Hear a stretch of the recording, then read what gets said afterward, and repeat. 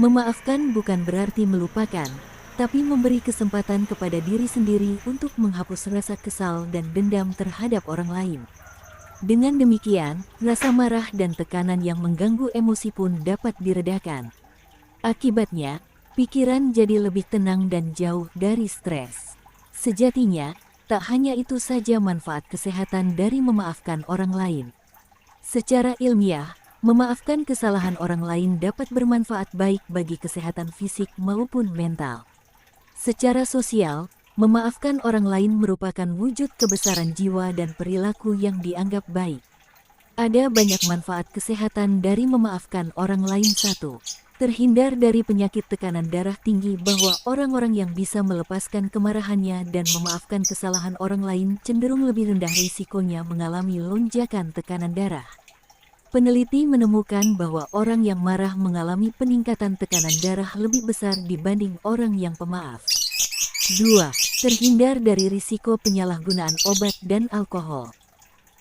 Sejumlah penelitian telah membuktikan bahwa rasa benci, dendam dan permusuhan dapat memicu tekanan darah tinggi. Stres muncul ketika perasaan kecewa atau tersakiti. Memaafkan adalah sebuah proses perdamaian dengan diri sendiri. Seseorang yang memberi maaf justru akan merasa lebih rileks untuk menerima kondisinya.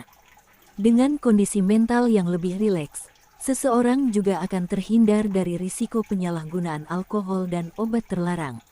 Risiko tersebut umumnya dihadapi oleh para pendendam yang membutuhkan jalan pintas untuk lepas dari beban emosi negatifnya. 3. Menurunkan risiko serangan jantung. Para ilmuwan membuktikan bahwa permintaan maaf yang ditujukan pada seseorang bisa meningkatkan kesehatan jantungnya. Orang yang mengalami perlakuan kasar akan mengalami peningkatan tekanan darah yang dapat memicu serangan jantung atau stroke. Namun ketika mendengarkan kata maaf, tekanan darah akan menurun kembali. Tekanan darah yang diukur dalam penelitian adalah tekanan darah diastolik, yaitu tekanan dalam darah antara detak jantung atau tekanan dalam arteri-arteri ketika jantung istirahat setelah kontraksi. Jika terlalu tinggi atau terjadi untuk waktu yang lama, dapat meningkatkan kemungkinan stroke atau serangan jantung. 4.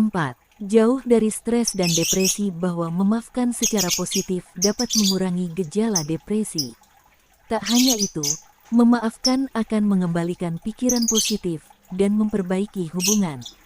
Selain itu, memaafkan juga berkaitan dengan perilaku positif lain seperti sifat dermawan, murah hati dan tidak mudah tertekan. Keikhlasan adalah kunci untuk membuka hati dan menjadikan kita pemaaf yang sejati. Menjadi pemaaf bukanlah hal yang mudah, tetapi dengan keikhlasan kita dapat meraih ketenangan batin dan kedamaian. Hatimu yang ikhlas adalah tempat bagi kebahagiaan sejati dan kemurahan hati yang tak terbatas.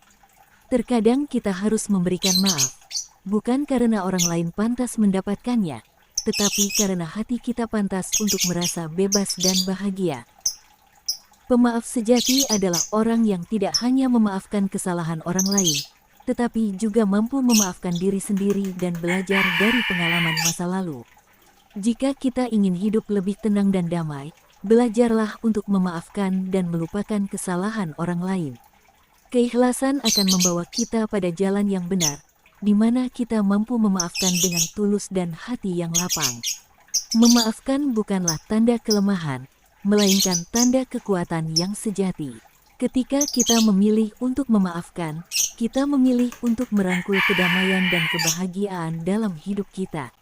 Menjadi pemaaf adalah tanda bahwa kita memilih kebahagiaan di atas kesedihan, cinta di atas kebencian, dan keikhlasan di atas keegoisan.